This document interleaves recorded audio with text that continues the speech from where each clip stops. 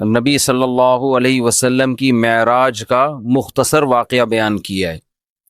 سبحان الذی اسری بعبدہ، پاک ہے وہ ذات جو اپنے بندے کو رات کو لے گیا، لیلاً رات کے تھوڑے سے حصے میں، من المسجد الحرام الی المسجد الاقصی، مسجد حرام سے مسجد اقصی کی طرف، لنریہ من آیاتنا، تاکہ ہم ان کو دکھائیں اپنی نشانیاں، انہ هو السمیع البصیر، بے شک وہ سننے والا اور دیکھنے والا ہے۔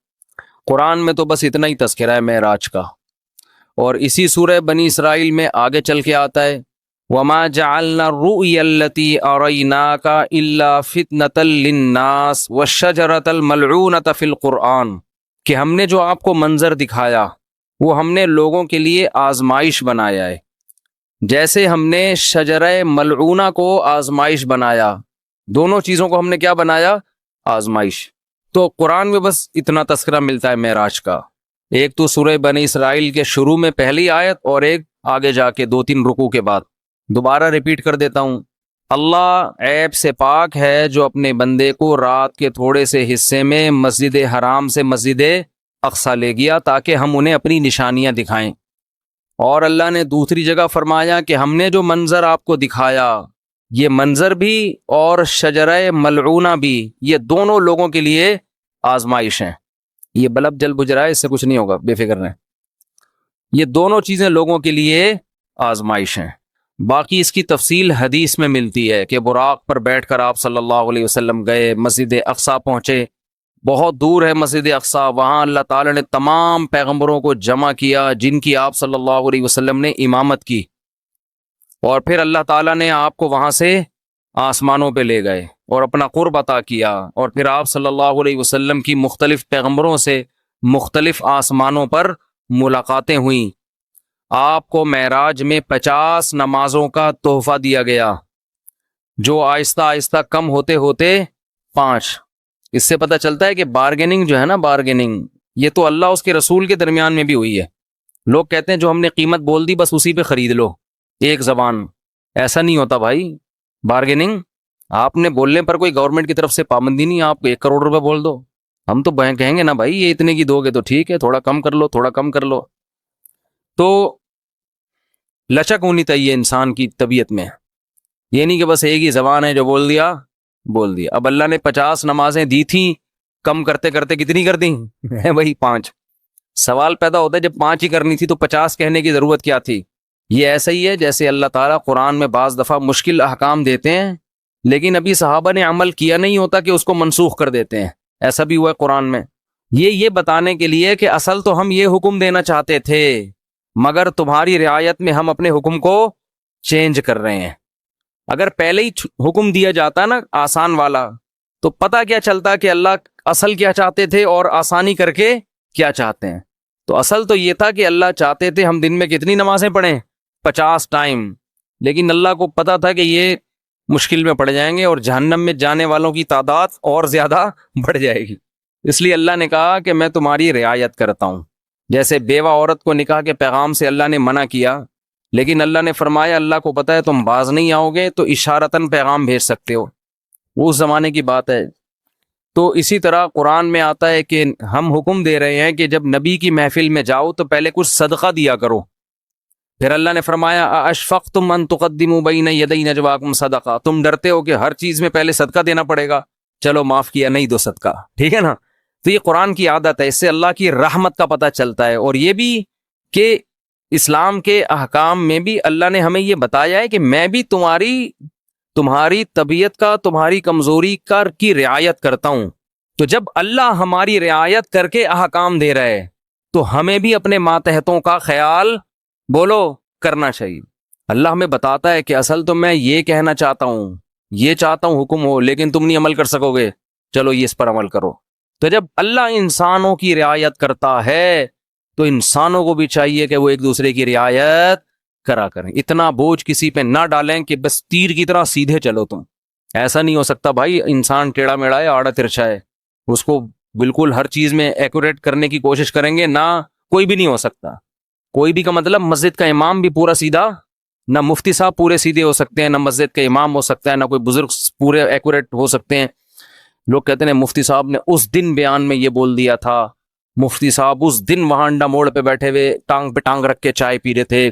یہ علماء کے بیٹھنے کا طریقہ نہیں ہوتا۔ اس دن مفتی صاحب نے کہہ دیا تھا بھاڑ میں جائیں۔ چلتا ہے مارکیٹ میں سب۔ ہاں کچھ لوگ بیٹھے ہیں کیڑے نکالنے کے لیے، کچھ لوگ کیا ان کا کام ہی یہی ہے کہ اس کے کیڑے جمع کر کے ایک شاپر میں لا کے پوری کیڑوں کی دکان کھولی ہوئی ہے انہوں نے۔ وہ ان کا کام ہی یہی ہے کہ ایک دوسرے کی غلطیوں کو ہائی لائٹ کرنا، اور خود اتنے بڑے بڑے بلینڈر ان لوگوں سے ہوتے ہیں کہ اگر کوئی دوسرا ان کی غلطیاں جمع کرنا شروع کر دے تو الامان والحفیظ۔ تو لچک ہے بھائی، لچک، لوگوں کی رعایت کیا کرو۔ نمازیوں کی رعایت کا حکم ہے مسجد کے امام کو۔ اتنی لمبی نمازیں نہ شروع کر دو کہ لوگ کھڑے کھڑے تھک جائیں۔ حضرت معاذ تھے، حضرت جابر بن عبداللہ، انہوں نے اتنی لمبی عشاء کی نمازیں پڑھانا شروع کر دی، سورہ بقرہ پڑھتے تھے پوری اس میں نا۔ اب ایک صحابی تھے، وہ کھڑے کھڑے تھک جاتے، وہ ایک دن نماز توڑ کے چلے گئے اور جا کے نبی صلی اللہ علیہ وسلم سے شکایت کی کہ یہ اتنی لمبی عشاء کی نماز پڑھاتے ہیں۔ اچھا جب وہ گئے نماز میں تو ان کو صحابی رسول نے کہا کہ تم منافق ہو گئے ہو۔ تم کیا ہو گئے ہو؟ کیونکہ نماز میں تم کیا کر رہے ہو؟ شارٹ نماز چاہیے، یہ تو منافق کا دل نماز میں نہیں لگتا۔ تو فتویٰ دیا کہ تم کیا ہو گئے ہو؟ منافق۔ انہوں نے جا کے نبی صلی اللہ علیہ، حضرت معاذ بن جبل تھے، انہوں نے جا کے نبی صلی اللہ علیہ وسلم کو بتایا کہ یا رسول اللہ اتنی لمبی نماز پڑھا رہے ہو، اوپر سے مجھے فتویٰ کیا دے رہے ہیں، تم منافق ہو۔ تو آپ صلی اللہ علیہ وسلم نے حضرت معاذ کو بلایا، افتان انت یا معاذ، اتنا غضبناک ہوئے، اے معاذ تم لوگوں کو فتنوں میں ڈال رہے ہو نماز سے، یعنی تم تو ان کو آزمائش میں ڈال رہے ہو کہ نماز سے ان کے دل میں نماز کی نفرت پیدا کر رہے ہو، اور پھر آپ نے ان سے امامت چھین لی اور پھر تھوڑے دنوں بعد واپس امامت دے دی ان کو، یعنی تنبیہ کے لیے۔ تو امام کو چاہیے لوگوں کی رعایت کرے، خطیب کو چاہیے بیان میں بھی لوگوں کی رعایت کرے، ان کی مینٹل لیول سے اوپر کی باتیں نہ کرے، ایک دم 4 شادیوں پہ نہ آ جایا کرے، ٹھیک ہے نا؟ پہلے ان کو دوسری شادی سمجھائے، جب 6 مہینے میں یہ سمجھ میں آئے گی پھر تیسری۔ ہم ڈائریکٹ کیا کرتے ہیں؟ تو اس پہ لوگ کہتے ہیں یار یہ پتہ نہیں کس قسم کی باتیں کرتا ہے۔ تو جو جنگ میں کمانڈر ہے اس کو چاہیے وہ اپنے فوجیوں کی رعایت کرے، آپ اپنے ماتحتوں کی رعایت کرو۔ بیمار ہیں، ہمارے استاذ نے ایک بڑا اچھا اصول بنایا، ہم جامعۃ الرشید میں تھے، انہوں نے فرمایا کہ کوئی طالب علم اگر آ کے یہ کہتا ہے کہ میری طبیعت خراب ہے، مجھے چھٹی چاہیے، تو چھٹی اس کو فوراً دے دو۔ یہ تحقیق بعد میں ہوتی رہے گی کہ طبیعت واقعتاً خراب بھی ہے یا نہیں ہے۔ وجہ اس کی ہے کہ امکان ہے کہ ٹوپی کر رہا ہو، امکان ہے اس بات کا کہ ہو سکتا ہے جھوٹ بول رہا ہوں، لیکن اس کا بھی امکان ہے کہ ہو سکتا ہے سچ بول رہا ہوں۔ اب آپ نے بدگمانی کر کے کہ یار لگ تو رانی ہے شکل سے کہ بیمار ہے، چھٹی نہیں دی، اور وہ واقعتاً ہے کیا بیمار ہے، تو کتنی مصیبت میں آئے گا کہ نہیں آئے گا؟ تو وہ ہوتی رہے گی تحقیق، لیکن فوراً اس کو رخصت ملنی چاہیے، کیونکہ اس کا خطرہ ہے کہ واقعتاً سچ کہہ رہا ہو۔ تو یہ بہت اہم پوائنٹ کی باتیں ہوتی ہیں، ہم لوگ ان چیزوں کا گھروں میں خیال نہیں کرتے۔ اپنے ماتحتوں کے ساتھ، ملازمین کے ساتھ، ہر ایک کے ساتھ جو ہے نا یہ خیال کرنا چاہیے کہ اس کی حیثیت سے زیادہ اس کے اوپر بوجھ نہ ڈالا جائے۔ خیر، اللہ تعالیٰ نے اپنے حبیب صلی اللہ علیہ وسلم کو رات میں بلایا، تو میں یہ عرض کر رہا تھا کہ حدیث میں تفصیل بہت زیادہ ملتی ہے کہ آپ آسمانوں پر گئے، یوسف علیہ السلام سے ملاقات ہوئی، موسیٰ علیہ السلام سے ملاقات ہوئی، عیسیٰ علیہ السلام سے ملاقات ہوئی، ابراہیم علیہ السلام سے، اور پھر اللہ نے آپ صلی اللہ علیہ وسلم کو نمازوں کا تحفہ عطا فرمایا۔ تو یہ بہت احادیث میں اس کی تفصیل ملتی ہے، اور یہ سارے کام رات کے تھوڑے سے حصے میں ہوئے۔ پہلے تو میں اس بات کے تھوڑے سے دلائل دوں گا کہ یہ خواب نہیں تھا، یہ جاگتی حالت میں آپ کے جسم اطہر کے ساتھ ایک معجزہ تھا۔ غامدی صاحب کہتے ہیں یہ کیا تھا؟ خواب تھا۔ تو اب ہم غامدی صاحب کے دلائل بھی پیش کر دیتے ہیں اور پھر قرآن و سنت کے دلائل بھی۔ غامدی صاحب نے کہا ہے کہ رؤیا جو ہے نا عربی میں خواب کو کہتے ہیں۔ رؤیا کسے کہتے ہیں؟ خواب کو۔ جیسے سورہ یوسف میں ہے نا، وہ کیا تھا، انی رأیت 11 کوکبا، یوسف علیہ السلام نے کہا میں نے 11 ستارے دیکھے سجدہ کر رہے ہیں، تو ان کے ابا نے کہا لا تقصص رؤیا کا، اپنا یہ خواب کسی اور کو مت سنائیں۔ تو اس کو انہوں نے رؤیا سے تعبیر کیا ہے. کیا تعبیر کیا؟ رؤیا. تو یہی لفظ معراج کے بارے میں قرآن میں آتا ہے کہ اے نبی ہم نے آپ کے رؤیا کو، یہ جو رؤیا تھا نا، اس کو ہم نے لوگوں کے لیے ایک آزمائش بنایا ہے. تو حامدی صاحب کہتے ہیں کہ رؤیا کسے کہتے ہیں؟ خواب کو، جیسے سورہ یوسف میں. اس کا جواب یہ ہے کہ رؤیا اصل میں خواب کو نہیں کہتے، رؤیا اصل میں منظر کو کہتے ہیں، سین کو کہتے ہیں. اور خواب میں بھی ایک منظر نظر آتا ہے، اس لیے خواب پر بھی اس کا اطلاق کر دیا جاتا ہے.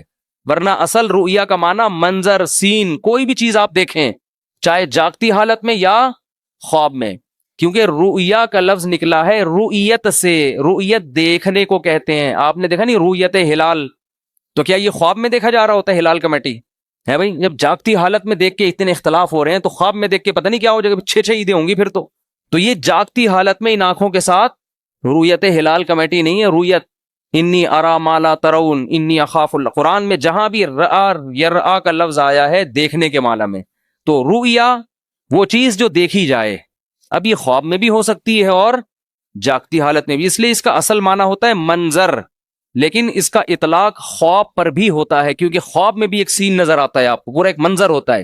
تو اب ہم دیکھتے ہیں کہ قرآن میں جو نبی کے لیے معراج کے لیے رؤیا کا لفظ استعمال ہوا ہے وہ خواب کے معنی میں ہے یا منظر کے معنی میں، دونوں احتمال اس میں ہیں. تو ہم قرآن ہی سے فیصلہ کروا لیتے ہیں کہ وہ حقیقت تھی یا بولو خواب تھا. قرآن میں 2 واضح قرینے، اگر ہم حدیث کو ہٹا دیں، حدیث سے تو پتہ چلتا ہے کہ یہ خواب نہیں تھا، حدیث سے تو صاف کہ براق پہ بیٹھ کے آپ جا رہے ہیں، خواب میں ان تکلفات کی کیا ضرورت ہے؟ خواب میں آپ امریکہ جاؤ ایسے ہی پہنچ جاتے ہو بغیر جہاز کے بھی.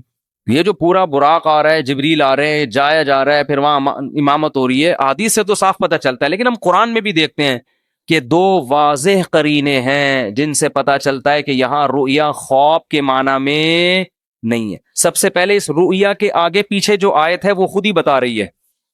فرمایا وما جعلنا الرؤيا التي اريناك الا فتنة للناس والشجرة الملعونة في القرآن، کہ ہم نے اس رؤیا کو بھی اور قرآن میں جو ملعون درخت کا تذکرہ ہوا ہے ان دونوں چیزوں کو لوگوں کے لیے آزمائش بنایا. کیسے؟ ملعون درخت ہے شجرہ زقوم، قرآن میں آتا ہے کہ جہنم میں ایک درخت ہے جس کا پھل بے انتہا کڑوا، بہت کڑوا، جو جہنمیوں کو کھلانے کے لیے دیا جائے گا. اس پر مشرکین مکہ کہتے تھے کہ ایک طرف آپ کہتے ہیں جہنم میں آگ ہے، دوسری طرف کہہ رہے ہیں جہنم میں درخت ہے، درخت آگ میں نہیں اگتے. آئی بات سمجھ میں؟ تو اللہ نے قرآن میں فرمایا کہ اللہ، جس کا حاصل یہ ہے کہ اللہ کو یہ طاقت اور قدرت ہے کہ وہ آگ کے اندر بھی درخت پیدا کر دے. اور وہ کیا ہے اس کے بارے میں قاروہا، وہ پورے آیت مجھے یاد نہیں آ رہی، کہ اس کی جو جڑیں ہیں نا وہ جہنم کی تہ میں ہیں، اس طرح کی آیت ہے. ابے نہیں بھائی وہ نہیں. خیر، یعنی اس جواب کا حاصل یہ ہے کہ اللہ کو یہ قدرت ہے کہ اللہ اس درخت کو جہنم کے اندر پیدا کر دے، اور جہنم کی تہ میں اس کی کیا ہے؟ جڑیں اور شاخیں اوپر ہیں. تو آگ میں اللہ پیدا کر سکتا ہے، اللہ کے لیے کوئی مشکل نہیں ہے. دیکھو ہم نے اگر پانی کے جانوروں کو نہ دیکھا ہوتا کبھی بھی تو ہم کہتے کہ پانی کے اندر انسان یا کوئی مخلوق زندہ نہیں رہ سکتی، سانس کیسے آئے گا؟ تو اللہ نے پانی کی ہی مخلوقوں کو پیدا کر دیا، کروڑوں مخلوق جو پانی کے اندر ہی زندہ رہتی ہیں، باہر نہیں نکلتی. تو اللہ کو یہ قدرت ہے کہ وہ اسی ماحول کے حساب سے چیزیں پیدا کر دے.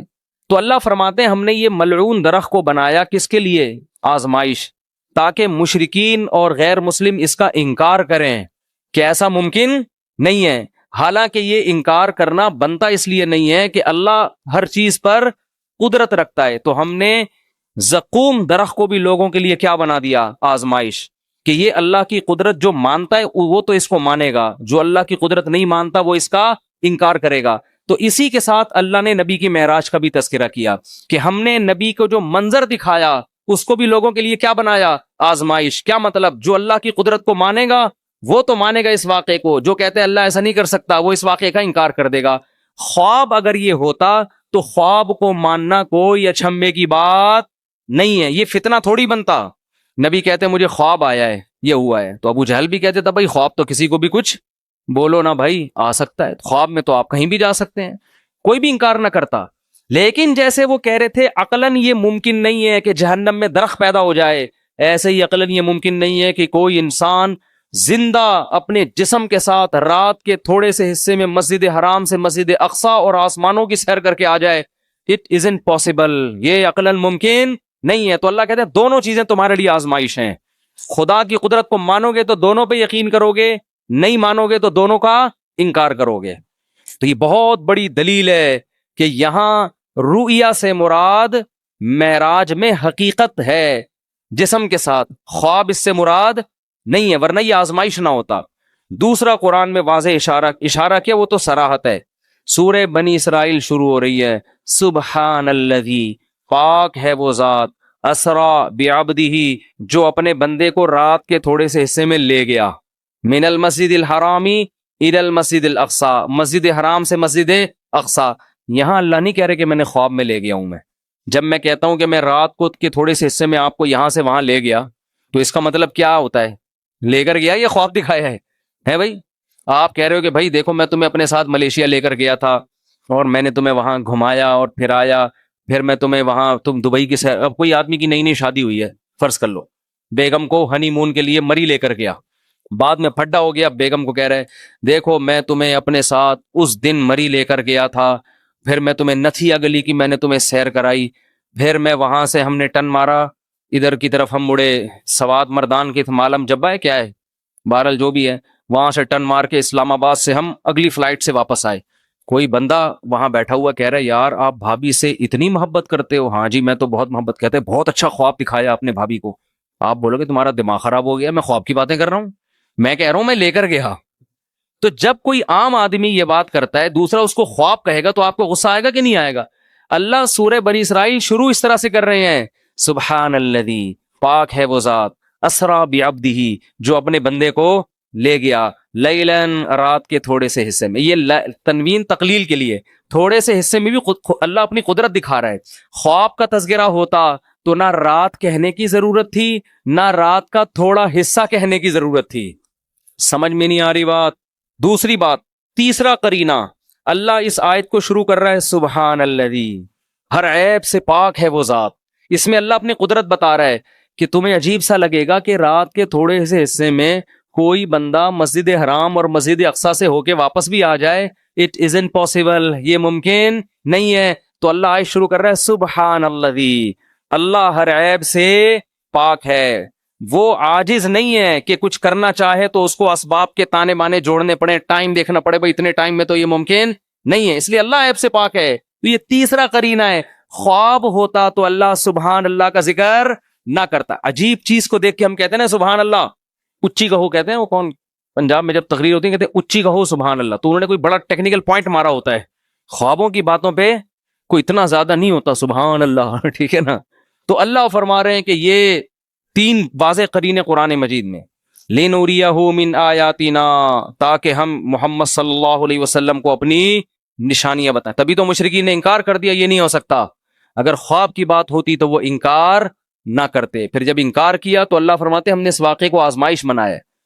باقی اس میں حکمت کیا تھی؟ یہ معجزہ اللہ نے کسی اور پیغمبر کو نہیں دیا. ہر پیغمبر کو الگ قسم کے معجزے ملتے ہیں. حضرت عیسیٰ علیہ السلام کو جو معجزے ملے نا، وہ کہا جاتا ہے کہ سب سے زیادہ معجزے اللہ نے حضرت عیسیٰ کو دیے ہیں. مردے کو زندہ، کوڑ کے مریض کو شفا، پیدائشی نابینے کی آنکھیں واپس، مٹی کا پرندہ بنا کے پھونک ماری، پھڑ پھڑ پھڑ کر کے اڑ رہا ہے. یہ بہت ہی عجیب قسم کے معجزے. علماء کہتے ہیں کہ حضرت عیسیٰ کے دور میں علم طب جو تھا نا، میڈیکل سائنس، وہ اس وقت کافی عروج پہ پہنچ چکی تھی. حکمت کا علم، حکیم، بڑی بڑی پیچیدہ بیماریوں کے علاج دریافت ہو گئے تھے. لیکن ساری دنیا کے سارے حکیم کہتے تھے کوڑ کے مریض کا علاج ممکن نہیں ہے. ایسی کوئی دوا نہیں ہے کہ پیدائشی نابینا کی آنکھیں آ جائیں، بعد میں بینائی جائے تو آ سکتی ہے. جو پیدا ہی نابینا ہوا ہو اس کی آنکھیں نہیں آ سکتی. ایسی کوئی دوا نہیں ہے کہ مردے کو کھلاؤ اور اس میں جان آ جائے. نہیں آ رہی بات سمجھ؟ جو مر گیا وہ ختم، فینش، اب ٹھیک نہیں ہو سکتا. مٹی کے بنے ہوئے پرندوں میں جان، کوئی چورن چٹنی ایسی نہیں ہے کہ پتلے میں ڈالیں اور وہ اڑنا شروع ہو جائے. نہ نہ نہ. حضرت عیسیٰ کو جو اللہ نے معجزے دیے نا، وہ تمام میڈیکل سائنس کو کیا کر رہے تھے؟ چیلنج. تاکہ لوگوں کو یقین آ جائے کہ یہ کوئی حکیم نہیں ہے، بلکہ یہ کام اللہ کے سوا کوئی نہیں کر سکتا، یہ اللہ ہی کر رہا ہے ان کے ہاتھ پہ۔ اگر علم طب نے ترقی نہ کی ہوتی نا، پھر حضرت عیسیٰ کوڑ کے مریض کو ٹھیک کرتے، لوگ کہتے یار لگتا ہے کہ یہ کوئی ماہر، معاذ اللہ کوئی حکیم ہے یہ، جنہوں نے کوڑ کے مریض کو چپکے سے دوا کھلائی ہے اور وہ بندہ کیا ہو گیا، ٹھیک۔ لیکن علم طب نے اتنی ترقی کر لی تھی کہ میڈیکل سائنس کہتی تھی کہ اسباب کی دنیا میں یہ ممکن، بولو نا، نہیں ہے، یہ نہیں ہو سکتا۔ تو اللہ نے معجزے اسی حساب سے دیے آپ کو۔ حضرت موسیٰ کے دور میں جادو کا زور تھا، یہ سانپ بنا دیا، یہ یوں کر دیا، ایسے ایسے کرتب، ٹھیک ہے نا، تو وہ لوگ جادو کو سمجھتے تھے کہ جادو کیا ہوتا ہے۔ اللہ نے حضرت موسیٰ کو جو معجزے دیے نا، وہ والے معجزے جو جادوگر دکھایا کرتے تھے، اس طرح کے جادو، گریبان میں ہاتھ ڈالا، ہاتھ کیا ہو رہا ہے، سورج کی طرح چمک رہا ہے، یہ جادوگروں کے اس زمانے میں کرتب ہوا کرتے تھے۔ لاٹھی کو کیا بنا رہے ہیں، سانپ۔ اللہ نے کہا جادوگر بھی یہ کام کرتا ہے، آپ بھی کرو، لیکن جادوگر جب یہ کرتا ہے تو نظر کا دھوکہ ہوتا ہے، آپ جب کرو گے تو سچی مچی کا ہو جائے گا۔ تو جادوگر خود کہیں گے بھائی اٹ ازنٹ پاسبل، کیونکہ اگر جادو نے ترقی نہ کی ہوتی تو لوگوں کو کیا پتا چلتا کہ یہ جادو ہے یا حقیقت۔ جو علم ترقی کرتا ہے تو اس کے ماہرین پیدا ہوتے ہیں نا، وہ بتاتے ہیں بھائی یہ ممکن نہیں ہے۔ اگر عیسیٰ کو موسیٰ والے معجزے دیے جاتے، لاٹھی کو سانپ بنانے والے، تو اس وقت جادو کا ان لوگوں کو اتنا نہیں پتا تھا، وہ کہتے یار ہو سکتا ہے یہ جادو، یہ بھی جادو، یہ بھی جادو۔ لیکن جادو اتنی ترقی کر چکا تھا کہ لوگ جانتے تھے کہ جادوگر تو لاٹھیوں کو سانپ بناتے ہیں، بنتا نہیں ہے، نظر آتا ہے۔ جب وہ گریبان میں ہاتھ ڈال کے نکالتے ہیں، روشن نظر آتا ہے، ہوتا نہیں ہے۔ ادھر تو بھائی سچی مچی کا ہو رہا ہے بھائی، یہ کھوپڑی میں آنے والی بات نہیں ہے، یہ تو ممکن ہی نہیں ہے۔ تبھی اللہ نے حضرت موسیٰ کا مقابلہ کس سے کرا دیا، جادوگروں سے، اور ہزاروں جادوگروں نے جب لاٹھیوں کو پھینکا ہے، یخیل الیہ من سحرہم انہا تسعی، قرآن کہتا ہے پبلک کو دیکھنے میں ایسا لگا، حقیقت میں نہیں تھی وہ، دیکھنے میں ایسا لگا، ان کے جادو نے نا آنکھوں کو ایسے پردے ڈال دیے تھے، پبلک کو اور حضرت موسیٰ کو ایسا لگا کہ یہ سانپ ہے جو میری طرف دوڑ رہا ہے۔ اللہ خود قرآن میں کہتے ہیں یخیل، خیالی دنیا میں تھا، حقیقت میں ایسا نہیں تھا۔ ادھر موسیٰ علیہ السلام کو اللہ نے کہا آپ لاٹھی زمین پہ ڈالیں، جب حضرت موسیٰ نے ڈالی ہے فَإِذَا هِيَ ثُعْبَانٌ مُبِينٌ، واقعی اژدہا بن گئی۔ تبھی تو قرآن کہتا ہے کہ جادوگر ایک سیکنڈ بھی نہیں ٹھہرے، فوراً سجدے میں گر گئے۔ یہ نہیں کہ انہوں نے مشورہ کیا ہو کہ بھائی یہ دیکھو ذرا، یہ بھی جادو ہے، ہمارا بھی جادو، تو ایکچولی ذرا ہم غور کرتے ہیں، ایک کانفرنس بلاتے ہیں، ہمارا آپس میں اس میں مذاکرہ ہوگا کہ اس کا لیبارٹری ٹیسٹ کروائیں کہ یہ سانپ واقعی سچی مچی کا ہے یا جھوٹی موٹی کا ہے کیا یہ۔ قرآن کہہ رہا ہے نا نا نا نا نا، فَأُلْقِي، دو لفظ قرآن میں بلاغت کے، ایک فا اور ایک القیا۔ فا کا مطلب فوراً، ادھر لاٹھی سانپ بنی ہے، ادھر جادوگر فوراً، اور قرآن کہہ رہا ہے سجدے میں گرے نہیں، القیا، گرا دیے گئے۔ گرا دیے گا کیا مطلب، اس کو کہتے ہیں ریفلیکٹ ایکشن۔ بعض دفعہ سوتے میں استری کے قریب آپ کا ہاتھ آتا ہے اور لاشعوری طور پر پیچھے ہٹ جاتا ہے، ہوتا ہے نا ایسے۔ یار ایک تو آپ لوگ کو اب سائنس اور ٹیکنالوجی بھی سکھانی پڑے گی۔ دیکھو دھماکہ ہوتا ہے بعض دفعہ، ہم اچھلتے پہلے سوچتے بعد میں کہ ہوا کیا ہے، ایسا ہی ہے کہ نہیں ہے؟ اللہ نے ہمارے اندر کچھ لاشعوری ایسی سینس رکھی ہے، وہ ہمیں حادثات میں کام آتی ہے، کیونکہ حادثے جب ہو رہا ہو تو پہلے سوچ کے پھر آپ عمل کرو تو ٹائم بولو نکل چکا ہوتا ہے، بعض دفعہ ٹائم کیا ہو چکا ہو۔ دیکھو ایک کتا آپ کے پیچھے آ رہا ہے تو آپ سوچتے ہو، پہلے تو یہ سوچتے ہو میرے ہی پیچھے آ رہا ہے، کسی اور کے پیچھے تو نہیں آ رہا۔ سوچنے کا ٹائم ملتا ہے نا آپ کو، کیونکہ جیسے کتا بھاگ سکتا ہے آپ بھی بھاگ سکتے ہو، آپ سوچتے ہو، پھر آپ غور کرتے ہو نہیں یار یہ میری طرف ہی آ رہا ہے، کتنی اسپیڈ سے آ رہا ہے، اسپیڈ چیک کرتے ہو آپ اس کی، پھر آپ یہ سوچتے ہو کہ اس سے بچنے کا میرے پاس بھاگنے کے علاوہ بھی کوئی راستہ ہے۔ اگر بھاگنے کے علاوہ راستہ ہے تو مجھے تگڑ تگڑ بھاگنے کی کیا ضرورت ہے؟ تو آپ کا دماغ کام کرتا ہے، آپ پتھر اٹھا لیتے ہو کہ یار پتھر سے ماروں گا بھاگ جائے گا، تو مجھے بھاگنے کی ٹینشن لینے کی ضرورت نہیں ہے۔ آپ پتھر اٹھاتے ہو، کتے کو اس طرح کرتے ہو، کتا اگر ڈر کے رک گیا تو آپ کہتے ہو بہت زبردست کام ہو گیا۔ کتا اگر کتے پنے پہ آیا ہوا ہے وہ پھر بھی نہیں رک رہا، پھر آپ آخری حربے کے طور پر تگڑ تگڑ بھاگنا شروع کرتے ہو اور بالآخر آپ کی جان بچ جاتی ہے۔ یہ سوچنے کا ٹائم ملتا ہے آپ کو۔ لیکن کچھ اتفاقی حادثے ایسے ہوتے ہیں کہ ان میں اگر سوچ کے کام کرو گے تو جیسے وہی ہے نا، اکثر سناتا ہوں میں، ایک بیچارہ شیشے کے برتن بورے میں بھر کے بیچ رہا تھا۔ ایک عادت ہوتی ہے نا بعض لوگوں کی، تو ایک سیٹھ صاحب کی عادت تھی ہر چیز کو ٹھوکر مار کے پوچھتے تھے اس میں کیا ہے، تو وہ شیشے کا برتن اس بیچنے والے نے اس سیٹھ صاحب کے سامنے رکھا. سیٹھ صاحب کو پتہ نہیں تھا اس میں شیشے کے برتن ہے. سیٹھ صاحب نے بوری پہ پاؤں مارا, بولا اس میں کیا ہے؟ اس نے کہا ہے نہیں, تھا. اب نہیں ہے. تو یہ کچھ ایسی چیزیں ہوتی ہیں جن میں سوچنے کا ٹائم, بھائی اس میں ٹھوکر مار کے پوچھو گے تو اب نہیں ہے, پوچھ کے ٹھوکر مار دے آپ. تو کچھ کام تو ایسے ہوتے ہیں سوچ کے آپ بھاگو, کچھ ایسے ہوتے ہیں کہ بھاگنا پہلے پڑتا ہے, سوچنا بعد میں. تو یہ وہ حادثے ہوتے ہیں جس میں اللہ نے آپ کو سوچنے کا اختیار دیا ہی نہیں ہے, قدرت خود آپ کو بچنے کا موقع دیتی ہے, یعنی بچا لیتی ہے. جیسے اچانک جب دھماکہ ہوتا ہے تو ہم اچھلتے پہلے ہیں, سوچتے بعد میں. قدرت ہمیں اچھالتی ہے کہ ابے بھاگ یہاں سے, ٹھیک ہے نا, کچھ ہوا ہے. یا کتا بہت قریب آ کے ایک دم بھونکنا شروع کر دے, تو پھر آپ بھاگتے پہلے ہو, سوچتے بعد میں. اور خود ارادے سے نہیں بھاگتے, لاشعوری طاقت آپ کو کیا کرتی ہے, بھگا دیتی ہے. کوئی جھاڑی میں چھپا بیٹھا ہو, آپ قریب سے گزرو, وہ ایک دم بھو کر کے جب آواز دیتا ہے تو آپ بھاگتے پہلے ہو, سوچتے بعد میں. یہ گاڈ گفٹڈ کچھ چیزیں اللہ نے انسان میں رکھی ہیں. یہ اس لیے رکھی ہیں کہ حادثوں, ایمرجنسی جب نافذ ہونا تو آپ کو سوچنا نہ پڑے. سمجھ رہے ہیں, پہلے کام ہو جائے پھر بعد میں سوچتے رہو. ابھی تو قدرت چاہ رہی ہے اس جگہ سے آپ ہٹ جاؤ ورنہ مر جاؤ گے آپ. بالکل یہی کام جادوگروں سے ہوا ہے.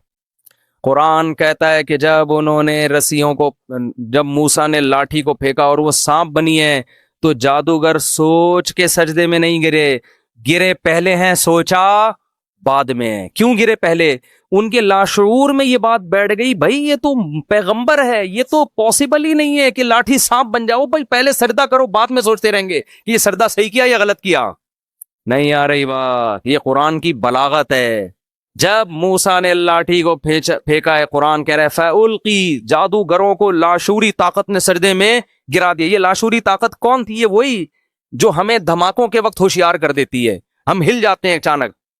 تو جادوگروں نے جب یہ منظر دیکھا نا کہ بھئی یہ لاٹھی تو حقیقت میں سانپ بن گئی, یہ تو عملاً ممکن ہے ہی نہیں, یہ تو اللہ کا پیغمبر ہے, یہ اللہ ہی کر سکتا ہے, یہ جادو نہیں ہے. اتنا انسپائر ہوئے کہ قرآن کہہ رہا ہے کہ بغیر سوچے سمجھے سجدے میں گر گئے, اور بغیر سوچے سمجھے کہنے لگے آمنا برب العالمین رب موسیٰ و ہارون, ہم رب العالمین جو موسیٰ اور ہارون کا رب ہے اس پر ایمان لے آئے. اب اس کے بعد سوچ رہے ہیں کہ ہمارا فیصلہ صحیح تھا یا غلط, یعنی اس کے انجام کیا ہے.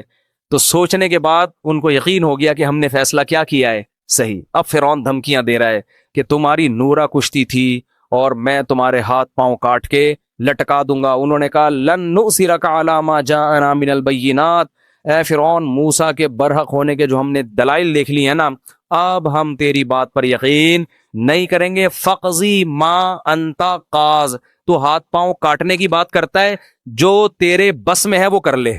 چند سیکنڈ کا ایمان ہے مگر کتنا پاورفل. اور فرعون کو کب سے دعوت دی جا رہی ہے, کم وقت کی سمجھ میں بات نہیں آ رہی. ان کو یقین ہو گیا کیونکہ ابھی تک نشانی نہیں دیکھی تھی نا, چند سیکنڈ کا ایمان ہے اتنا اب تگڑا. اور پھر فرعون کو کیا کہہ رہے ہیں, انما تقضی هذه الحیات الدنیا, تو جتنی سزا دے گا اسی دنیا میں دے گا نا, تو اس دنیا میں زیادہ زیادہ کیا کر لے گا, آگ میں ڈال دے گا, قتلے بنا دے گا, جیل میں ڈال دے گا, عمر قید کی سزا دے دے گا, تو 25-30 سال کے بعد مرمرا کے کیا ہو جائیں گے, ختم. اور آگے کہنے لگے ہم جو رب پر ایمان لائے ہیں نا, رب پر, اس پر جو ہمیں رب دے گا, واللہ خیر و ابقا, گاڈ کا جو انعام ہے وہ تجھ سے زیادہ اچھا بھی ہے اور ہمیشہ باقی رہنے والا بھی. کوانٹٹی کے اعتبار سے بھی اچھا, کوالٹی کے اعتبار سے بھی اچھا ہے. تو بارگیننگ ہو رہی ہے, ٹھیک ہے نا. تو اگر رب سے زیادہ دے سکتا ہے تو بات کر, ظاہر ہے وہ تو دے نہیں سکتا. فرعون نے ہاتھ پاؤں کاٹ کے لٹکا دیا. تو اللہ نے یہ بھی دکھا دیا کہ نورا کشتی نہیں ہے, کیونکہ نورا کشتی میں دونوں کے مفاد ہوتے ہیں, ایک قتل ہونے کے لیے تیار نہیں ہوتا. اتنی واضح نشانیاں فرعون کو اللہ نے دکھا دی کہ دیکھ جادوگروں نے گواہی بھی دے دی ہے اور اپنی قربانی سے یہ بھی ثابت کر دیا کہ یہ نورا کشتی نہیں ہے. لیکن فرعون کی کھوپڑی, کیونکہ دنیا کے نشے میں جب انسان آتا ہے نا, شہوت پرستی میں, جو آدمی زنا کے قریب جا رہا ہو نا, اسے 1000 سمجھاؤ آپ, 1000 دفعہ ہو کہ یہ حرام ہے, لیکن وہ پھر بھی کیا کرتا ہے, زنا میں مبتلا ہوتا ہے. تو یہ گناہ ہے ہی ایسی برباد چیز, انسان کو اندھا کر دیتی. خیر جلدی سے بات کو سمیٹتا ہوں. تو موسیٰ علیہ السلام کو اللہ نے جو معجزے دیے وہ کس حساب سے, جادوگروں کو سمجھ میں آ جائے. عیسیٰ علیہ السلام کو میڈیکل سائنس کے اعتبار. داؤد علیہ السلام کا دور تھا حکومت کا, بڑی بڑی جنگیں ہو رہی تھی اس وقت, لڑائیوں کا دور تھا. اللہ نے ایسے معجزے دیے آپ کو جو جنگوں میں آپ کے کام آئے، لوہے کو پگھلا دیا آپ کے ہاتھوں میں، اس طرح سے. خیر، تو ہمارے نبی کو جو معجزے دیے ہیں نا، وہ قیامت تک کے حساب سے وہ آپ کے حساب سے سوٹیبل ہیں. ایک معجزہ تو قرآن دیا، کیونکہ یہ دور ہے ایجوکیشن کا، تعلیم کا. تو قرآن کا جو معجزہ ہے، قرآن نے دعویٰ کیا اس جیسی کتاب لے کر آؤ. کتابوں کا دور ہے نا، تو قرآن نے کیا کہا؟ ایک شخص جو نہ لکھنا جانتا ہے نہ پڑھنا جانتا ہے، ایسی کتاب لے کر آتا ہے جس کے مضمون اتنے بہترین کہ ایسے اخلاقی مضمون آپ کو دنیا کی کسی کتاب میں نہیں ملیں گے. دلوں پر ایسا راج کرنے والی کتاب، دنیا میں سب سے زیادہ پڑھی جانے والی، سب سے زیادہ سنی جانے والی، جس کو پڑھ کے رونے والے سب سے زیادہ، جس کو سن کے رونے والے سب سے زیادہ، بغیر سمجھے بھی پڑھی جاتی ہے، بغیر سمجھے بھی سنی جاتی ہے. لئن اجتمعت الانس والجن علی ان یاتوا بمثل ھذا القرآن، ساری دنیا کے انسان جنات جمع ہو جائیں، لا کے دکھائیں، نہیں لا سکتے. قرآن جب نازل ہوا نا تو بہت سے سائنسی غلط مفروضے تھے اس دور میں، آسمان ایسے بنا ہے، فلاں چیز ہے، اوٹ پٹانگ، جیسے اس دور کے سائنسدان تو پھینکو تھے نا، اس دور کے جو سائنسدان تھے چند ایک کے سوا بس وہ پھینک رہے تھے، لوگ لپیٹنے کے لیے بیٹھے ہوئے تھے. لیکن قرآن نے ایسا کوئی غلط سائنسی نظریہ ذکر نہیں کیا، حالانکہ وہ تو بہت کچھ تھا. تو ہمارے نبی کو کیسے پتا چل گیا کہ یہ والا نظریہ صحیح ہے، یہ والا نظریہ غلط؟ کوئی ایسا نظریہ قرآن نے تذکرہ نہیں کیا. ایسے باطل نظریات سے اب تک کیا ہے؟ پاک ہے. تو یہ بھی معجزہ ہے کہ بھئی ایک دور تھا سائنس ترقی کرے گی، لوگ ان سب چیزوں کو غلط سمجھیں گے، تو قرآن نے ایسی کوئی غلط نظریے کو اپنی کتاب میں جگہ نہیں دی. اچھا، تو معراج کیوں نبی کا معجزہ؟ نبی کو یہ کیوں معجزہ دیا گیا؟ یہ اس لیے دیا گیا کہ آپ صلی اللہ علیہ وسلم آخری نبی تو ہیں لیکن سب سے افضل. تو اللہ یہ چاہتے تھے کہ آپ کی افضلیت تمام پیغمبروں کے سامنے ظاہر کر دیں، جسمانی اعتبار سے بھی اور روحانی اعتبار سے بھی. تو جسمانی اعتبار سے تو اللہ آپ کو عرش کے قریب لے کر گئے ہیں بلندیوں پہ، روحانی اعتبار سے نماز سب سے اہم ترین عبادت ہے، تو اللہ نے تمام پیغمبروں کو آپ کا مقتدی بنایا، آپ کو امام بنا کے یہ بتا دیا کہ روحانی اعتبار سے بھی یہ آپ سب پر فضیلت رکھتے ہیں. زبانی بتا دینا کافی نہیں ہوتا، پریکٹیکل کروایا جاتا ہے. جس کے پیچھے انسان نماز پڑھتا ہے اس کا احترام کرتا ہے نا. کیا خیال ہے بھائی کہ بھائی ہم ان کے پیچھے کیا پڑھتے ہیں؟ یہ اللہ کے دربار میں حاضری کے وقت ہمارے رہبر ہوتے ہیں. تو اللہ کے ہاں تو سب سے اہم چیز کیا ہے؟ نماز. تو اللہ نے کیا کیا؟ آدم علیہ السلام، موسیٰ علیہ السلام، یوسف علیہ السلام، داؤد علیہ السلام، زکریا علیہ السلام، عیسیٰ علیہ السلام، سارے پیغمبروں کو بولا چلو بیت المقدس میں صفے بنا کے کھڑے ہو جاؤ. سب کو اللہ نے بیت المقدس میں حاضر کیا. ادھر نبی صلی اللہ علیہ وسلم کو براق پہ بٹھا کے بیت المقدس لے جایا گیا، اور مصلی آپ کے لیے خالی تھا، تمام پیغمبر انتظار کر رہے ہیں، اور آپ صلی اللہ علیہ وسلم نے آ کے ان کو نماز میں ان کی امامت کی. اس میں یہ بھی حکمت کہ آج کے بعد سب سے افضل کون ہے؟ محمد صلی اللہ علیہ وسلم. سب کی موجودگی میں مصلی پہ کون کھڑا ہوگا؟ ابے بولنے میں کیا جا رہا ہے؟ نبی صلی اللہ علیہ وسلم. دوسری بات کہ اب تمام پیغمبروں کی شریعتیں کیا ہو گئی ہیں؟ منسوخ، کیونکہ سب نے نماز اخپل طریقے سے نہیں پڑھی ہے، اپنی اپنی شریعت کے مطابق. کس طرح سے پڑھی ہے؟ ظاہر ہے جیسے امام پڑھتا ہے ویسے ہی مقتدی پڑھتے ہیں نا.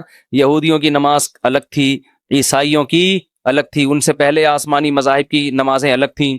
اب جب نبی آ گئے تو نماز کیسے ہوگی؟ جیسے نبی پڑھائیں. کیا مطلب؟ نماز یہ ایک سائن ہے، علامت ہے شریعت کا، کیونکہ سب سے بڑا شعار ہے نا. تو اللہ نے بتا دیا نبی کے دنیا میں آنے کے بعد اب کوئی بھی دنیا میں آئے گا تو ان کے طریقے سے اسلام پہ چلنا ہے، اخپل طریقے سے اسلام پہ چلنے کی اجازت نہیں ہے. اسی وجہ سے جب حضرت عیسیٰ علیہ السلام قرب قیامت میں نازل ہوں گے تو اپنی شریعت کو فالو نہیں کریں گے، بلکہ محمد صلی اللہ علیہ وسلم کی شریعت کو فالو کریں گے. جب نازل ہوں گے نا دمشق کی مسجد میں، تو امام مہدی مصلی پہ کھڑے ہوں گے نماز پڑھانے کے لیے. تو حضرت عیسیٰ جب آسمانوں سے نیچے اتریں گے تو حضرت مہدی ان کے لیے مصلی خالی کریں گے کہ آپ نماز پڑھائیں. وہ کہیں گے نا نا نا نا، اس کام کے لیے اللہ نے اس امت کو منتخب کیا ہے. سمجھ میں؟ شریعت اس امت ہی کی، کیونکہ یہ آپ ہی، میں امامت کرنے کے لیے بولو نہیں، تمہارے امام پہلے سے نبی آپ صلی اللہ علیہ وسلم امام ہے، وہ ان کی امامت ابھی بھی ہے. پھر کیوں تشریف لائے بھائی آپ؟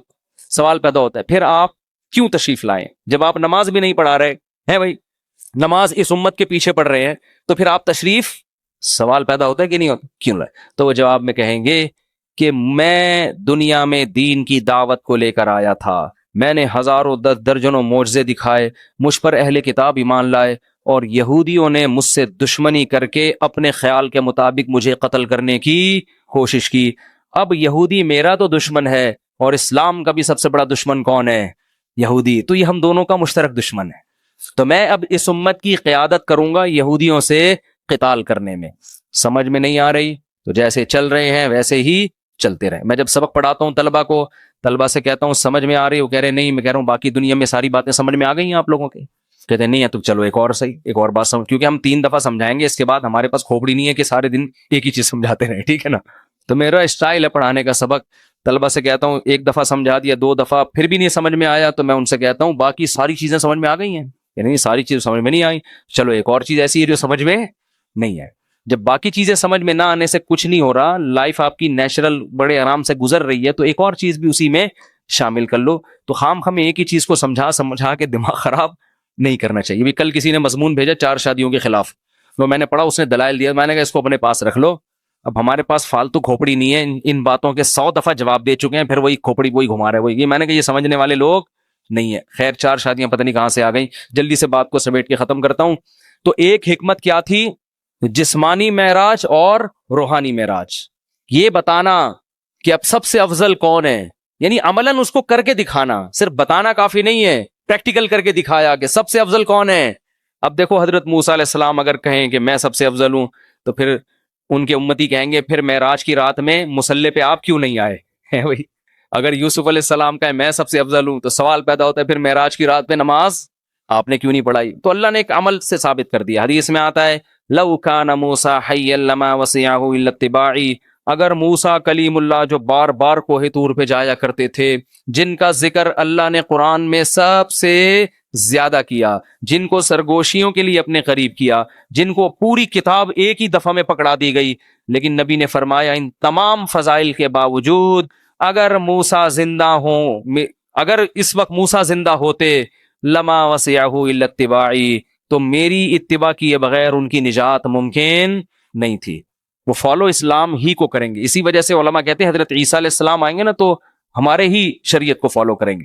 تو یہ بھی ایک حکمت تھی معراج میں، اور بہت ساری چیزیں تھیں۔ اللہ نے آپ کو اپنی آنکھوں سے جنت اور جہنم کے مناظر دکھائے ہیں معراج کی رات۔ اچھا، ایک حکمت یہ بھی تھی کہ بیت المقدس کی فضیلت پہ مہر ثبت ہو جائے۔ اگر ہمارے نبی بیت المقدس نہ جاتے تو ہمارے نظر میں قبلہ اول کی زیادہ ویلیو نہ ہوتی۔ ہم کہتے وہ تو عیسائیوں کا قبلہ تھا، یہودیوں کا قبلہ تھا، پیغمبروں کا قبلہ تھا، ہمارے نبی تو وہاں کبھی گئے بھی نہیں، نماز بھی نہیں پڑھی، تو اللہ نے عملاً آپ کو وہاں لے جا کے نماز پڑھوائی ہے۔